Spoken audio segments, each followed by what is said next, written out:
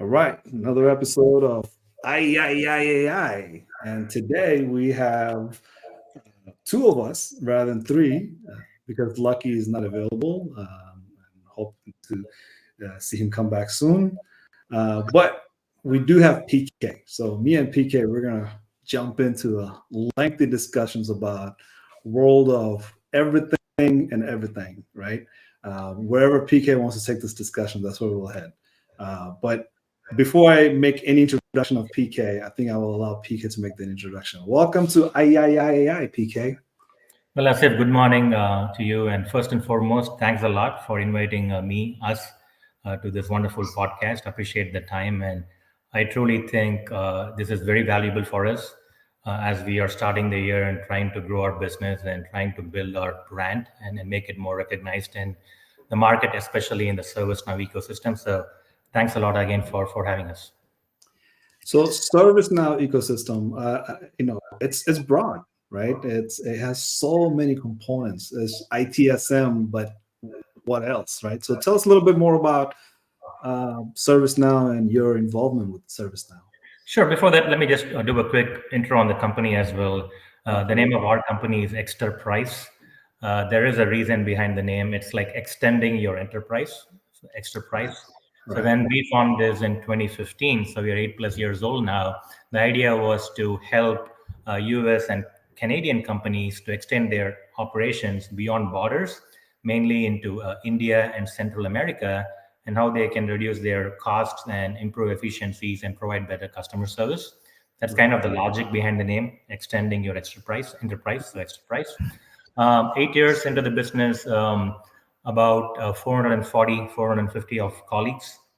Between US, we have two facilities in South India, and I'm from South India originally. I know it's hard to tell, right?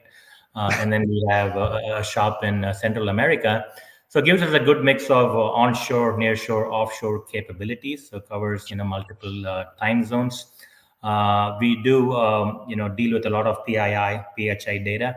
So it's imperative that we are SOC 2 certified. We have ISO 27001 and HIPAA regulation as well. Again, fully independently owned. We have a pretty good growth trajectory in the coming years. And again, it's a Texas company, but kind of global operations, if you will. In terms of business, I get to service now, which hopefully, and I think will be the meat of today's discussion. We do Okay. a lot of BPO work, outsourced services work, main one being healthcare revenue cycle management. So we process millions of claims every month through our platforms and our people, mainly out of India and Central America. So, in a nutshell, what revenue cycle means, as if you probably know this, we help hospitals and doctors collect more monies from insurance companies. So we match payments with claims, figure out what got partially paid or zero paid, what is the reason behind it, is it incorrect coding, ICD-10 code or diagnostic code was not right. So we go through that process, fix them, run a lot of analytics so that the hospitals don't make the same mistake again when coding that claim and sending it to the insurance companies. So that's the healthcare piece. And then we have a team that processes data for county government, right? I mean, US is full of counties, Texas being the big county state, 254 counties just in Texas. So we do all forms of data capture, data repurposing work for counties.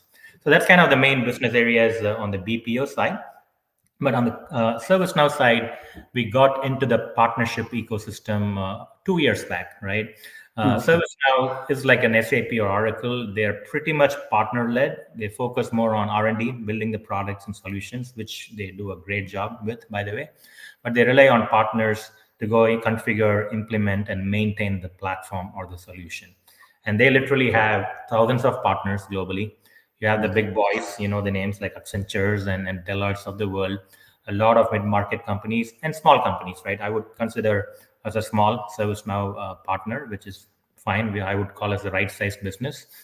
So we got into that a couple of years back and been seeing tremendous traction and progress, Asif. In 2 years, we went from 0 to 60 plus ServiceNow resources developers, getting close to about 40 customers and across all verticals, county government, healthcare, high tech, a solar manufacturing company, a company that makes surveillance cameras, just IT departments in different verticals and manufacturing and whatnot.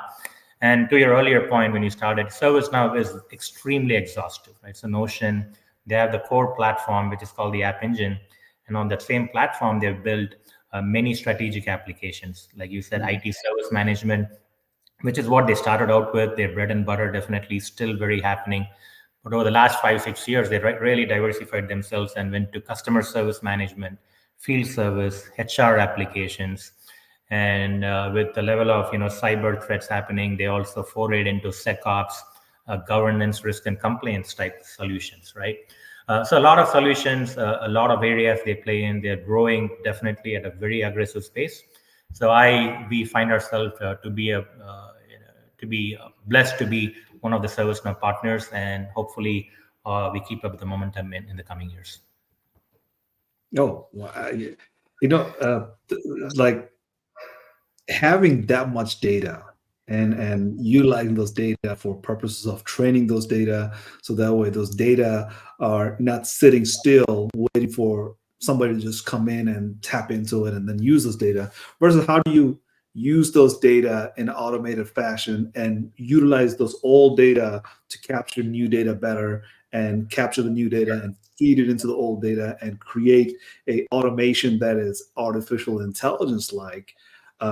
There's I don't think there's that many companies in the world as of today. I mean, the number that's going to grow, you guys are way ahead of the competition, right? I mean, you're talking about you be collecting data, processing data.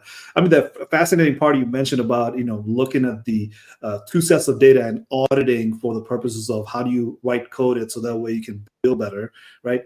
That's AI 101. And for you guys to have those insights, I think you are so early in the game, and you are going to expand in coming months and years beyond anything we have been seeing. A lot of the big companies are not able to do, because where you are positioned very well. You have the knowledge, you have the people that has been doing it, and then eventually you are just who you are. You are just a subject matter expert in data collection, data processing, utilizing those data for the machine learning purposes, and developing these AIs that are going to be super helpful, right? And will allow you to do more and more with this AI. So, wow, congrats. Yeah, thank you, Asif. First of all, I mean, disclaimer, I am no AI expert, right? I am not a data scientist. I would call myself more of a data artist, right? Data But I artists, can there talk you AI a little bit because I literally, in my humble opinion, think AI is being overused. AI, Gen AI, machine learning, because, and for all the right reasons, all the platform companies like ServiceNow, they have to lead in with it, right? Even in our BPO space, as if gone are those days where we say I have cheaper, labor pool in India or Philippines or Mexico. People don't buy that anymore. It's still important. Price does matter at the end of the day, but we lead in with technology, like platform enabled outsourced services, right? It just shows well. And it's always a combination of technology and people, and putting all the right processes in the mix. We're able to, deliver on time, adhere with SLAs, which is extremely important in the BPO world. So AI, machine learning is definitely overused, and some companies do it the right way, some don't. But I think ServiceNow has done a pretty impressive job because they offer IT service, customer service, field service. What happens in all those processes is that tons and tons of data is being collected, right? And AI is nothing new, right? As if you know this, it's been in place since 60s. I think the very first AI engine was called ELIZA, and it came out of MIT, right, in Boston. And ServiceNow has a huge presence in Boston, by the way.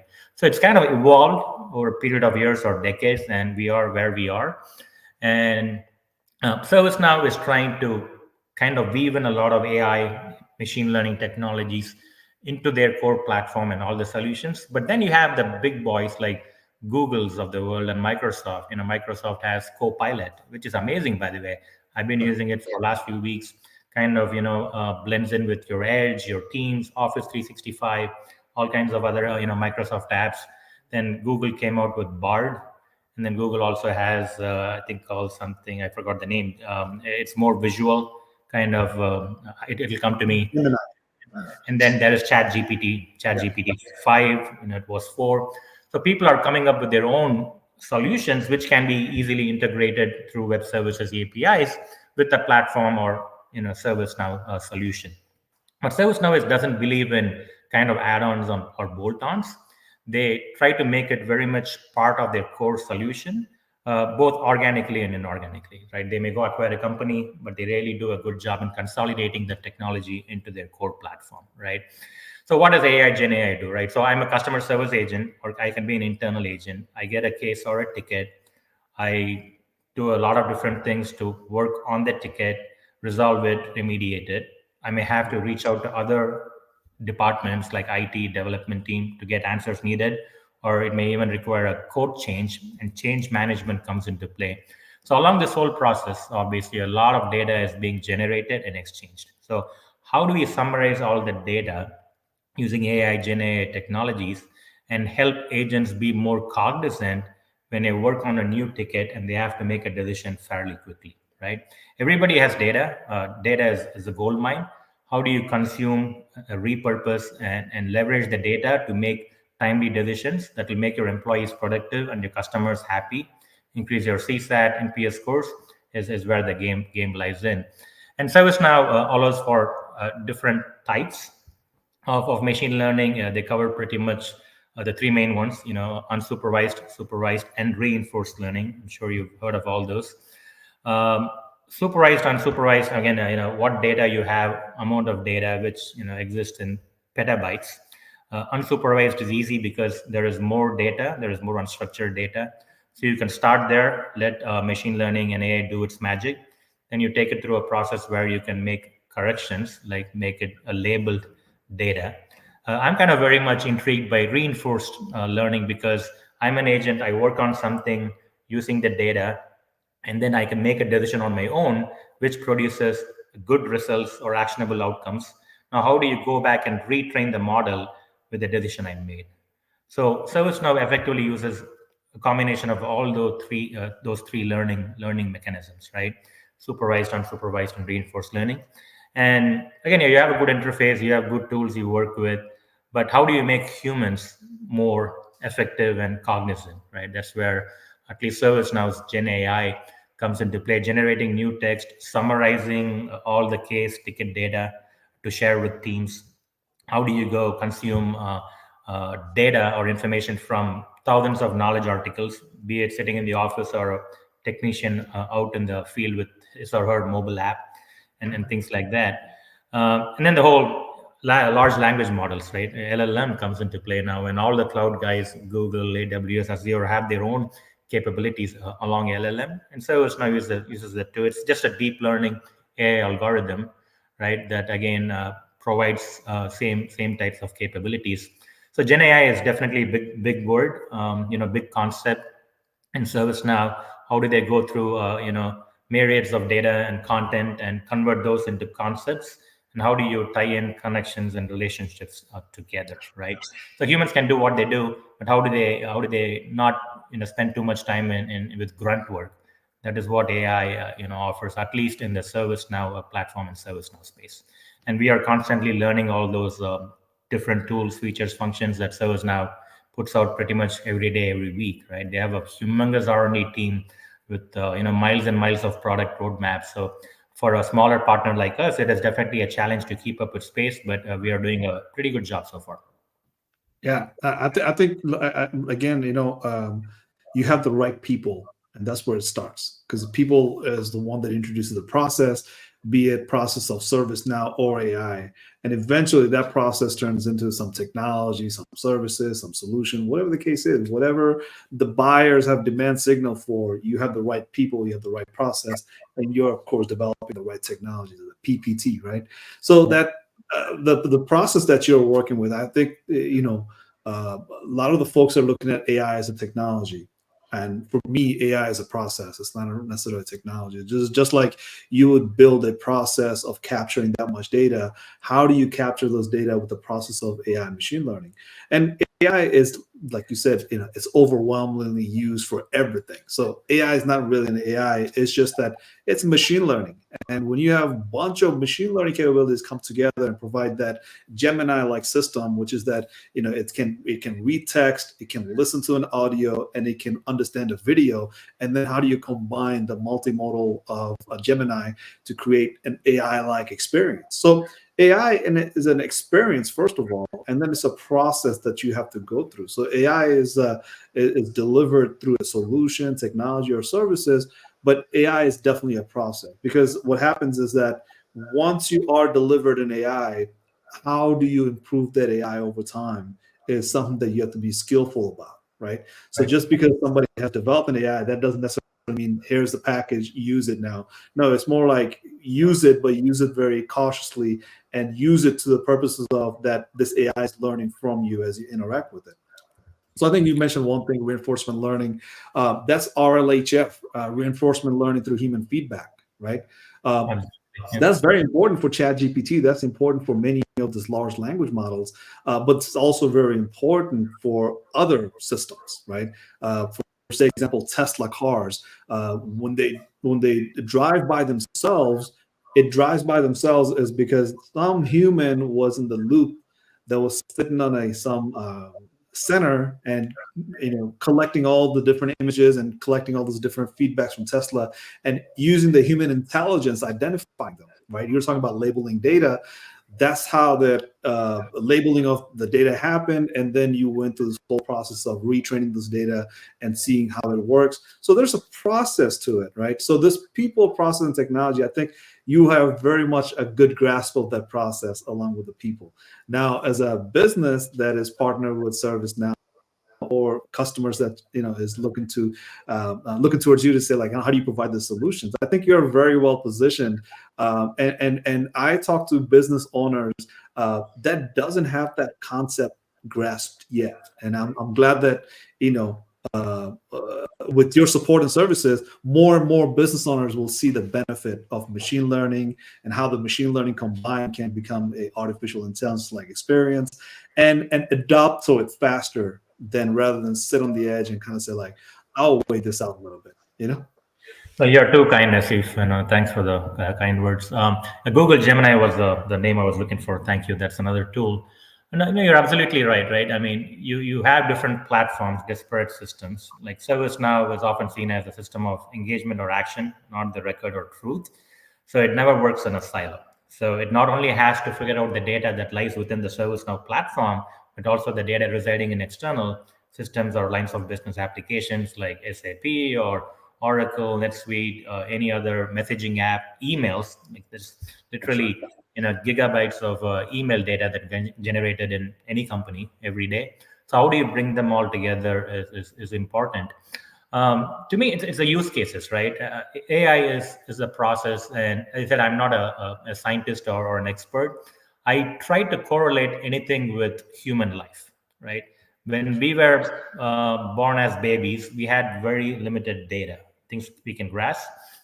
And a computer without AI or a motherboard is exactly that. So I'm just trying to compare a human, me with a computer. And brain for me is AI for a computer, right? And I wasn't born knowledgeable, not that I'm knowledgeable now or too smart now. I'm pretty, down there. But I've learned a few things over a period of time. As I grew up in India, I came here, went to schools, met my professors, met just different people and, from all walks of life. And you just imbibe a lot of content every minute, every day, every week, and over a period of time you as a human end up knowing a lot.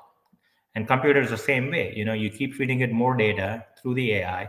In a matter of time, the servers and the processors and the hypervisors get smarter and smarter, right? So that's how I would just compare human with the computer or technology. Now, how do we use the knowledge we've gathered along the years is what matters, right? No different with the computer, right? I can go build a business, or I can be vice president of the company, or I can be whatever I want to be, right? I mean, no task or job is menial to me. I can work somewhere in any capacity, but that's how I use my knowledge, right? And sometimes it could be very useful to myself, sometimes to my family, or sometimes to people outside the four walls, my colleagues and my family, my friends, and everyone, customers and partners. So how do we leverage The data is where I think, as you rightly said, AI is more an experience uh, or a process than technology, right? Because to me, anything, if it doesn't serve a purpose, it may have a good wow factor, but the wow factor kind of fades away in a period of time. So it has to has add real value to us and the business. So that's why we got into the whole digital world, right? I was part of another forum, and they talked about economy a bit, right?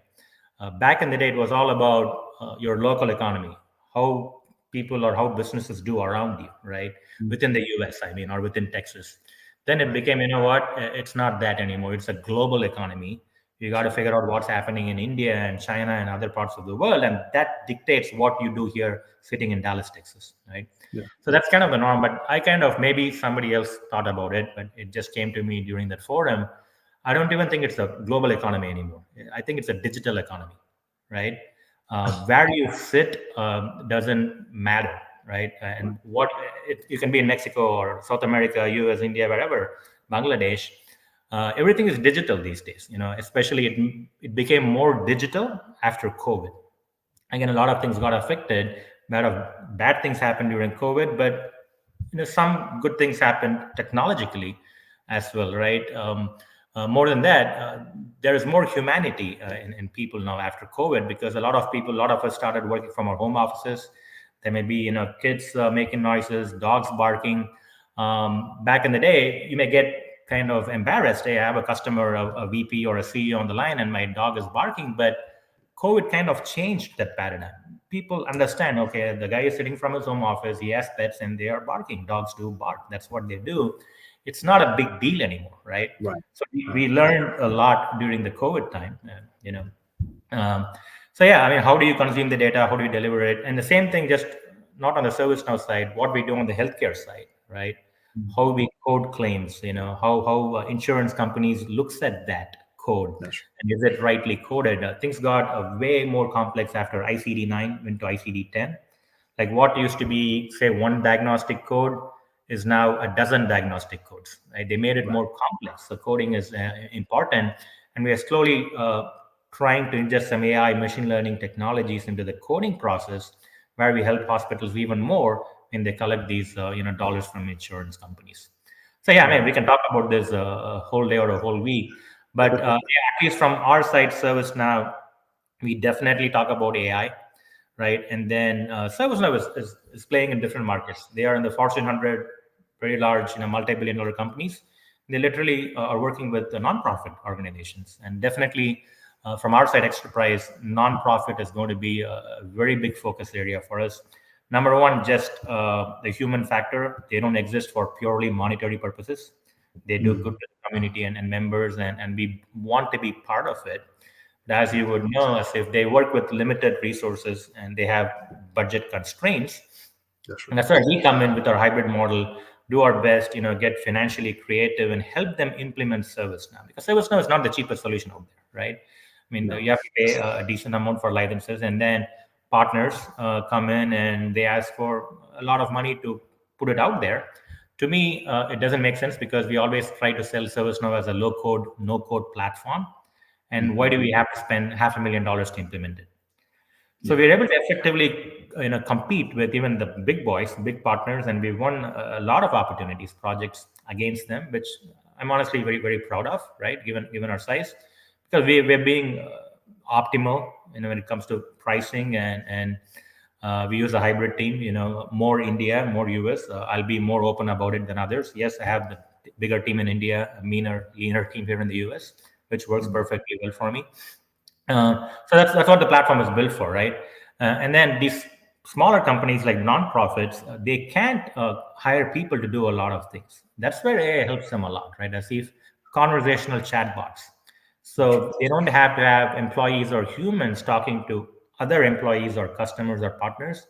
Using AI and machine learning, you can kind of beef up these chatbots to talk to those people like humans, right? And if it becomes an impasse, that conversation can always be escalated to a human or recorded, and the whole transcript can be shared with the person, later, or real time. So AI is very key, especially when it comes to smaller companies, including nonprofits. right? To offer better service both internally and externally, right? That's one thing. And then obviously IoT has come out. IoT, the more AI, more machine learning you provide, IoTs are more effective. And I had a good conversation with a small company in California. They do a lot of augmented reality, metaverse based customer service, like HoloLens or other different headsets. Pretty cool, right? How much Right. I can't use it personally. I get a headache. I've tried it in the past, Yep. Yep. but people use it. So all of these technologies, right, wearables and IoT, they can be only efficient with AI and machine learning and large language models. Again, I have more to talk about, but I'll give it back to you so you can ask some more questions or give me your Yeah. thoughts. No, I think we're jumping into the conversation. We're just warming up because, like you said, it could go on for weeks.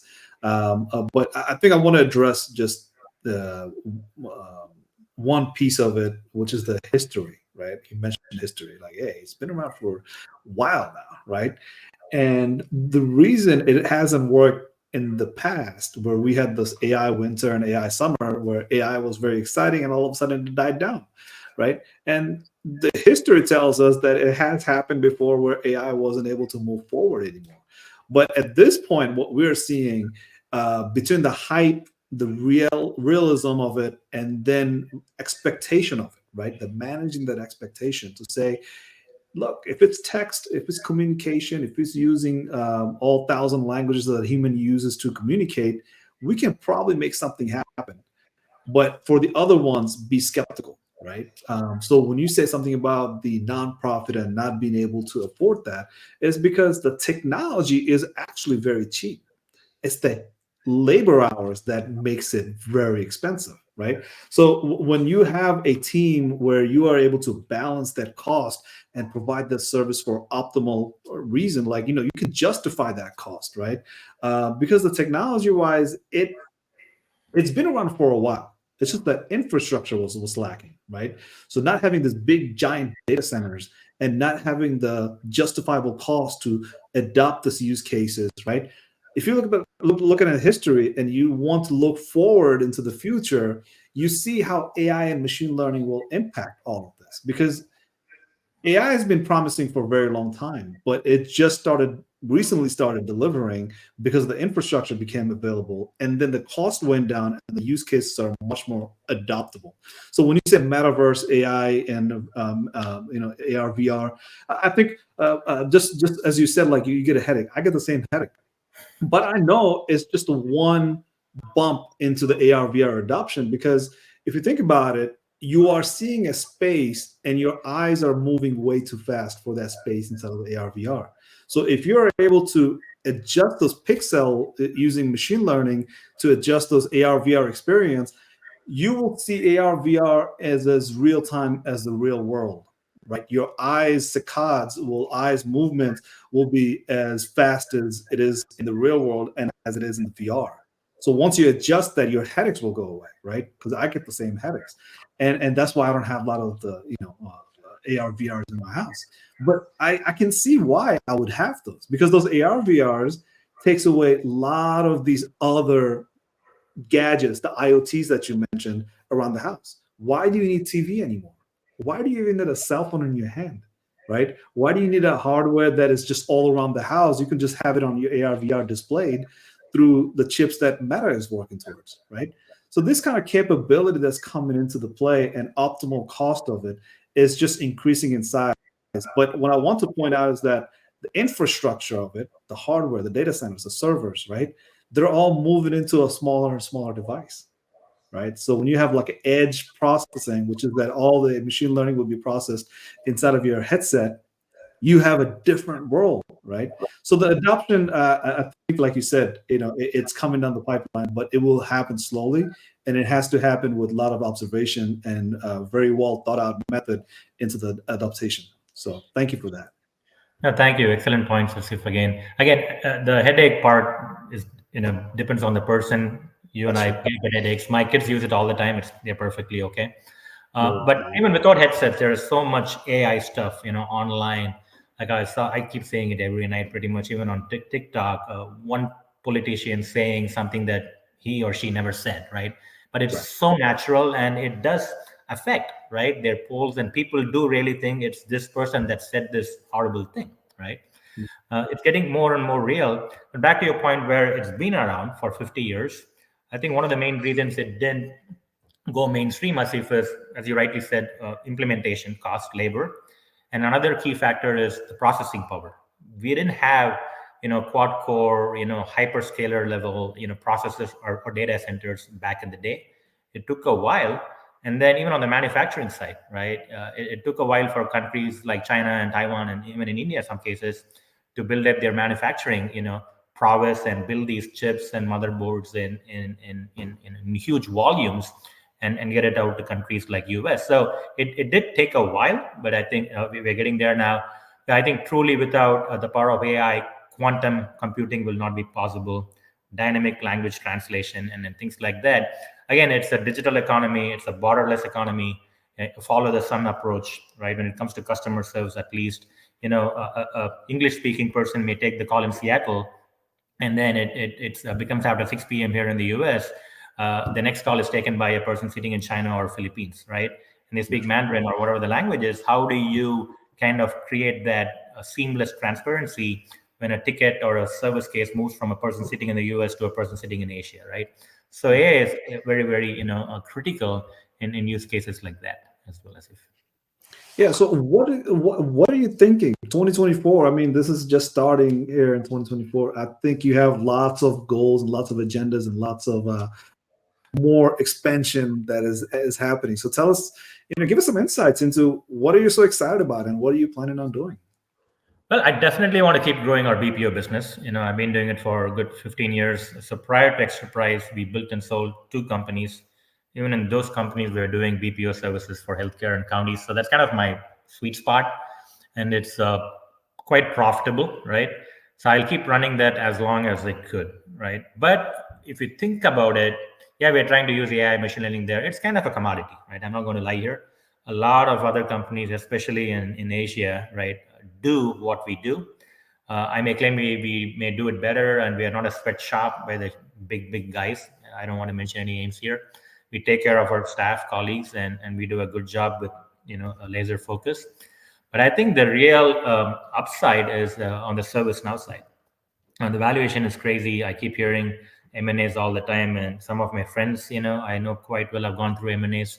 So the valuation is going to be really good, and ServiceNow is here to stay for the next 15 years at least. So Bill McDermott, the CEO who came from SAP, is just awesome, right? Awesome gentleman. He has huge vision, and so does all the senior leadership at ServiceNow. So we're going to definitely focus on ServiceNow, grow our team both in US and India steadily, have our customer logos grow, and definitely have a good mix of implementations, customer service, IT, governance, and everything on the platform. But in terms of verticals, definitely this year, I want to spend a lot of time and resources on the nonprofit side. So ServiceNow formed a whole new business unit just for nonprofit. They even call it servicenow.org as the website. And just to be in alignment, we formed exterprise.org, and that's our nonprofit website for ServiceNow. So we definitely are going to go after nonprofit market. I'm going to work very closely with the leadership there in the nonprofit team, and then definitely continue doing what we're doing. We don't play that well on the enterprise scale. We have one or two customers maybe, but we do well in the commercial, or ServiceNow calls it the digital team, where the deals are not huge, kind of modest size deals, but it's a good fit for us. And then we do better than the bigger or even the medium-sized partners. And we help pretty much the ServiceNow sales teams close opportunities. So yeah, nonprofit for sure, commercial/digital focus, definitely. Now, we don't do a lot of product development. We want to leave that to ServiceNow. That's what they do for a living. But what we are doing and have been doing is becoming very skilled with integrations. ServiceNow has their own spokes through, they call it automation engine. But we have a full team of developers who are adept with web services, APIs. So we are integrating ServiceNow with many different external applications. That definitely one of our claim to fame factors. I'm looking at that, and like I talked about the augmented reality wearables, anything I can build on top of Asif or around ServiceNow to increase the value prop, or even just for us to be for a differentiator. I'm looking at those options as well. So my goal is to keep growing the practice over the next couple of years, and gear it up for a good exit, right? I have some good friends in other bigger partner organizations. I think I can call on and tell them I'm ready to exit, right? Not that I'm going to do it right away. I still have a couple of years left in me, I think. So yeah, definitely 24 will be a big service now focus. Sales kickoff is happening later this month. We'll be there, knowledge, trying to be part of all their main conferences, and we travel. We go visit different ServiceNow partner teams and customers, because you have to get your face out there, right? It's the best way Right. to market by being out there. Yeah, in terms of if you ask 2024 goals, is to I don't want to put a number to it, but we do have a number internally in terms of both revenues, EBITDA, and the team size. We do have a plan for 24 around ServiceNow. Oh, awesome, awesome. Yeah, I think 2024 is going to be uh, as great as 2022, 2023, and better because I think for AI machine learning purposes, one of the side effects is that people are very aware of data now, right? And you being in that data side of equation means it's not about AI machine learning. It's about getting the data right? Because you want to fix your data for 55 minutes and do machine learning for 5 minutes out of the whole hour that you have, right? You really, really need to work on your data, understand your data, create that data portfolio, no matter what size business you are, because every business that are looking at the enterprise and Fortune 500, working with Wall Street for their portfolios, Wall Street is asking them, hey, where's your data portfolio? Right? How good is your data portfolio? What are you utilizing your data for, and how are you utilizing it? What are the futures for it? Right? So the mid-sized businesses and even the startups, they all have to start thinking about how do we do data better? Because yes, data can be fascinating from Google Trend, right? You go to google.com and you look for Google Trend, and then Google Trend gives you all sorts of data. That's not your data, right? There's a difference between your data versus everybody else's data, and everybody else's data is not going to be as effective as your own data. So I think the conversations that we're having over and over, even though it's labeled AI machine learning, I think it doesn't miss the point that data is ultimately what we have been working towards for, I think, close to 30 plus years when we talk about big data and so on and so forth. But the structuring of that data for the purposes of machine learning is where the conversation is heading. So when I say 2023 was great, 2024, I think, is the year of action, right? We know enough from 2023 before because we've seen ChatGPT and its popularity. Back in 2015, if I was to talk to anybody about AI, I would keep that hush hush. I would not bring up the word AI. If I was looking at a product and that product was reliant on machine learning, I would just call that product what it is, a CRM, right? Like I was looking at a CRM product, even a blockchain technology, we'll just call it blockchain because everybody knew about blockchain. But ultimately, that blockchain fails if it wasn't for machine learning. Right. Correct. Once you scale it enough, and you cannot scale it any further because you forgot about machine learning in its infancy, right? So these technology that I've been kind of keeping at the bay. Now I can openly say machine learning, and people say like, yeah, let's talk a little bit more about that, right? But data hasn't always been that dirty topic. Where it's just like, really, like I have to do data again. Am I not tired of doing data? Like, can you leave me alone about data? But now 2023 has been just great amount of enthusiasm about now that you have data portfolio, now that you have data that you have to structure, like you said, supervised, unsupervised, and reinforcement learning. I think supervised learning is capturing about 65% of next 5 years of all the work that will be done for data. And unsupervised learning is about close to 20%, and rest of it is reinforcement learning, right? So this supervised data that you're talking about, people wouldn't care to dive that deep. But now they're seeing like, okay, this is why I need the data, right? Because none of these things will actually work without machine learning. So when it comes to ServiceNow, when it comes to IoT, whatever type of technology you're developing or are exposed to, you're thinking about data, right? And you're thinking about how these data are being utilized or will be utilized for the machine learning purposes. And I think you mentioned quantum computing.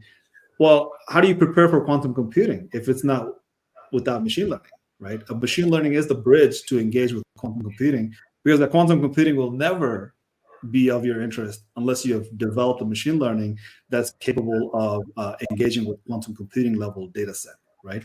Um, Very exciting topic. This is I can talk about for weeks, but let's jump into something a little bit more towards where do you see the future? I know we have some challenges for 2024, but as far as the future of where data is and how you've seen data, where do you think some of the good use cases are, and what are some of those future of data, where it's going, and what do you think about that?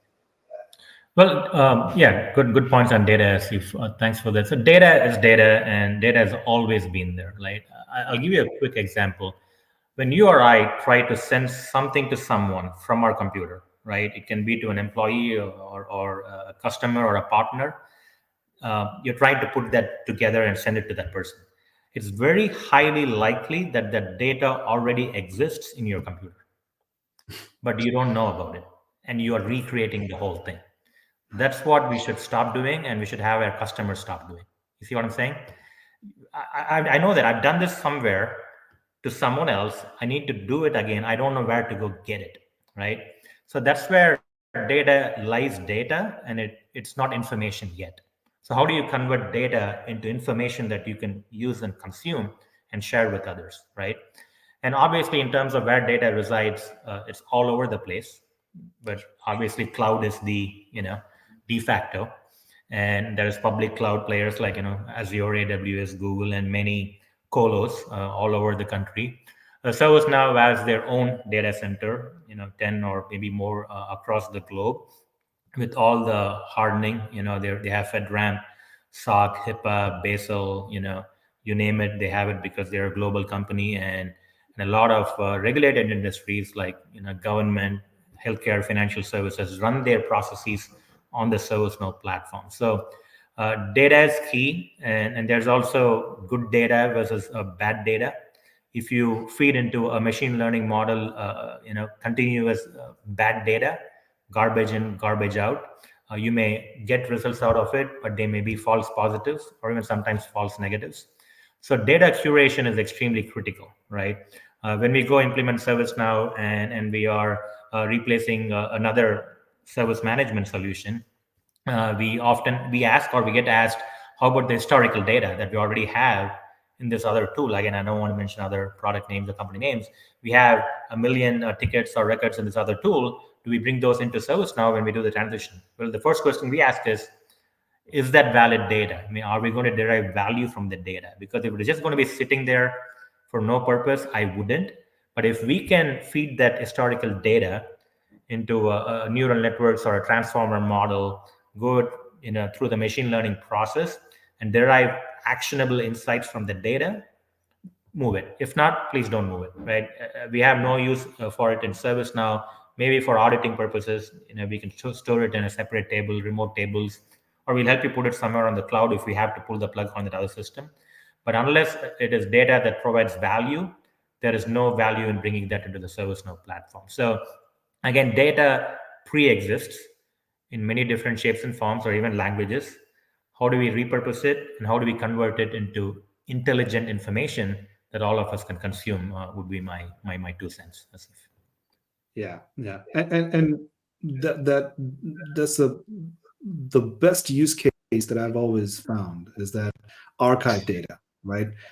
Or tap into your record management solutions and say, how do you find or see them, right? Your cybersecurity products, they have tons of data.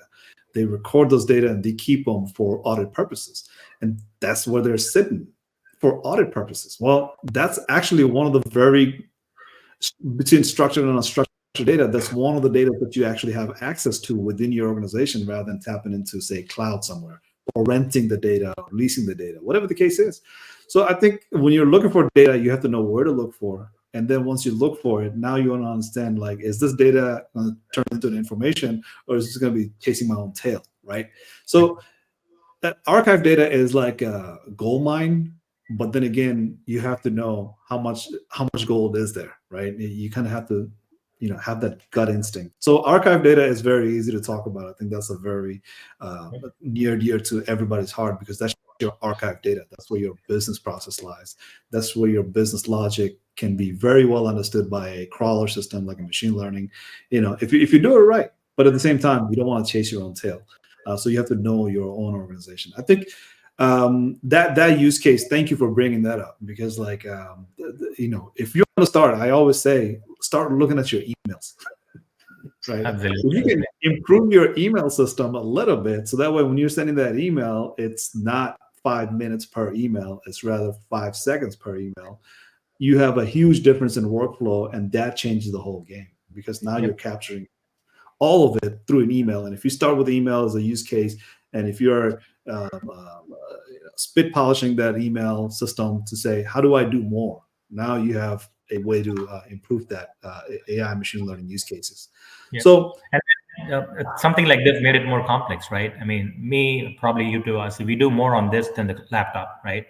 I mean, emails and while you're up and about traveling and just not in front of our PC, we do a lot of stuff done with our cell phones or tablets, be it emails, text messages, WhatsApp, Twitter is being a big thing, right? People go and look at what others are talking about the company on Twitter.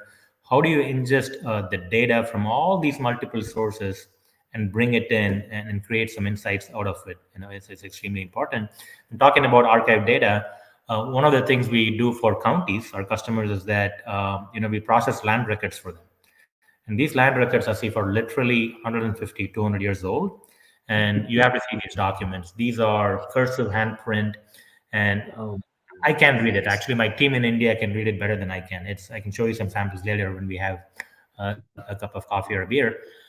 They're so hard to process. We use some right. AI there to index and extract data from them and take it through a manual, quality control process. And we have a hosting, an archive, document management platform, and counties and county customers, the clerk office can go and search and retrieve these land records and even vitals like marriage certificates, birth records, death certificates, and all that. We are trying to better that process through AI and machine learning. And again, I am at a point at least where there is no point in creating our own AI technology or LLMs. We just leverage what's out there because earlier in the days, hey, it's your IP only if the core IP is built by you. No longer the case. You can build something around an existing IP and still have a good value for that piece of product, right? And the company, if you would agree. So yeah, archive is important, data, and then the interface. How do we get to the data, right? And as if you talked about, we should know where the data is. Absolutely yes.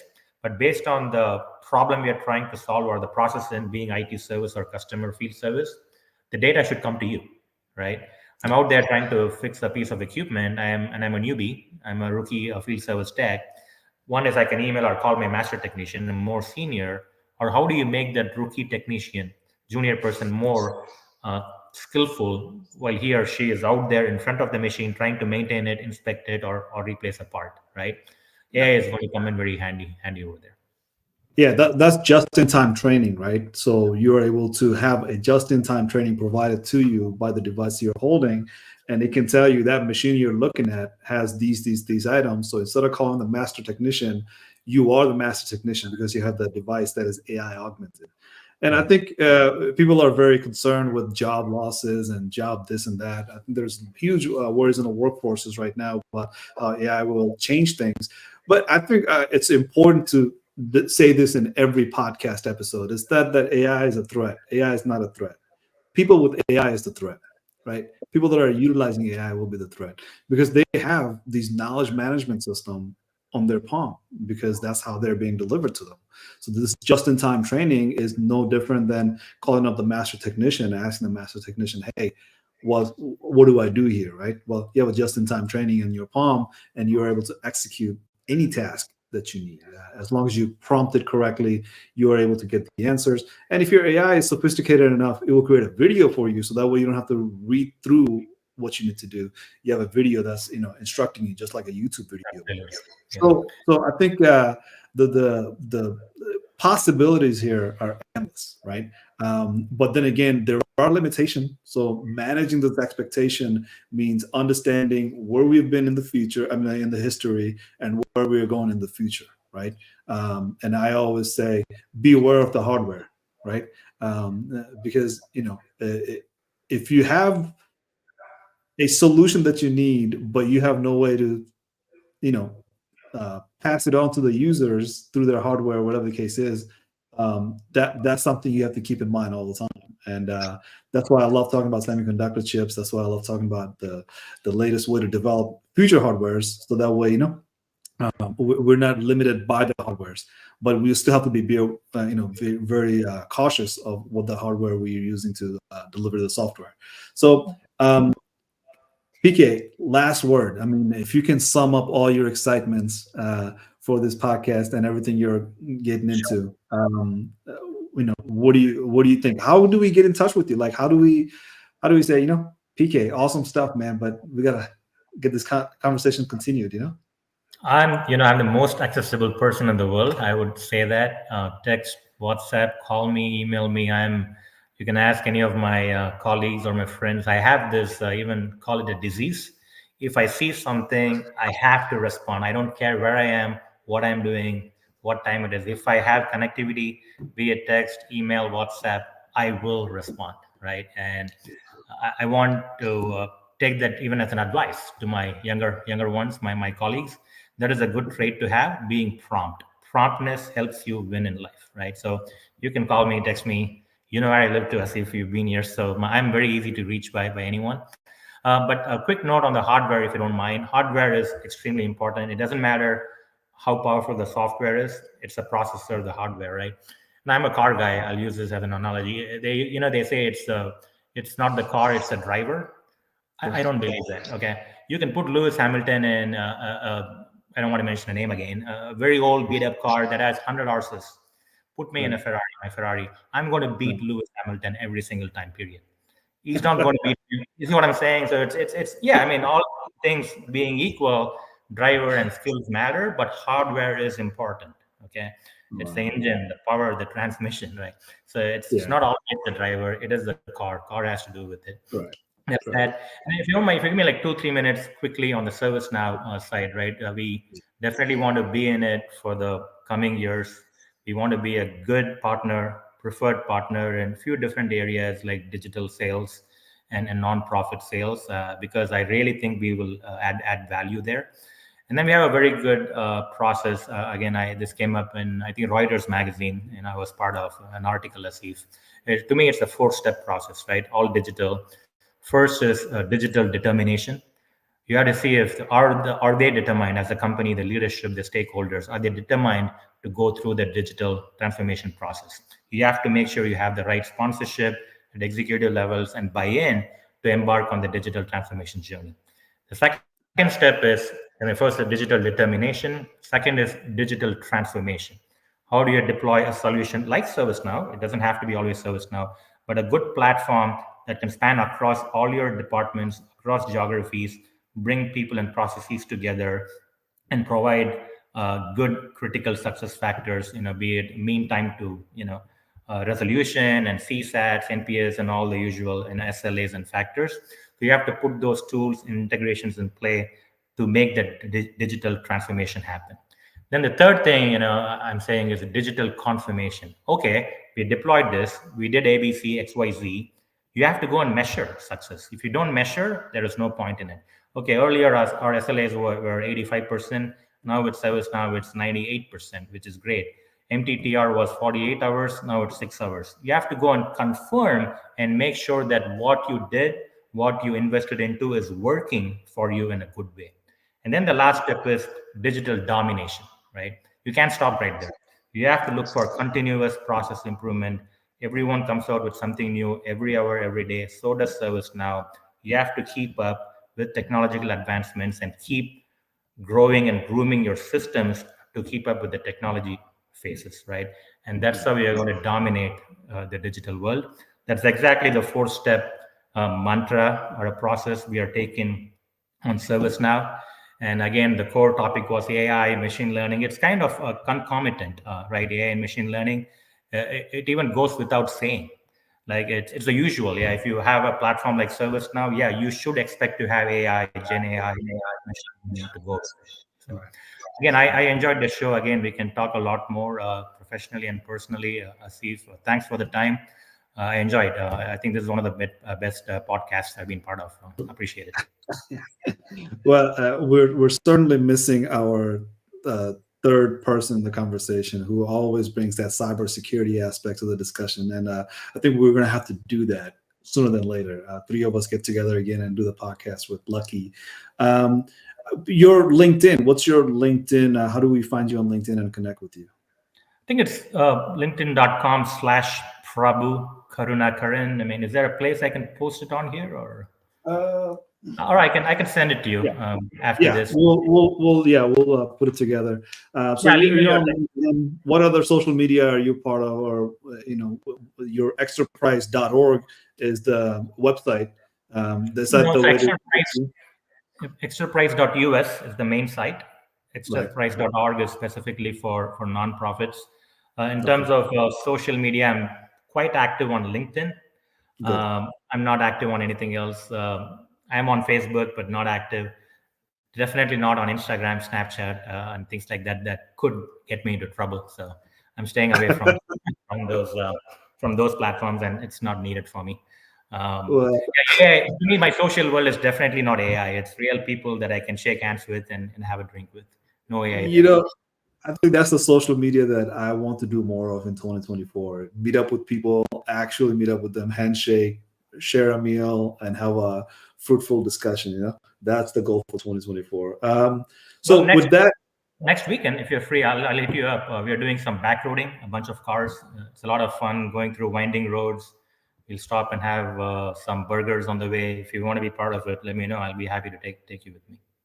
so not only are you a guy to reach out to about IT, if you're in the driving and the off-roading and enthusiastic about off-roading in Dallas, Texas, uh, meet up with PK because I'll be definitely doing some of those off-roading with PK sooner than later. So Please.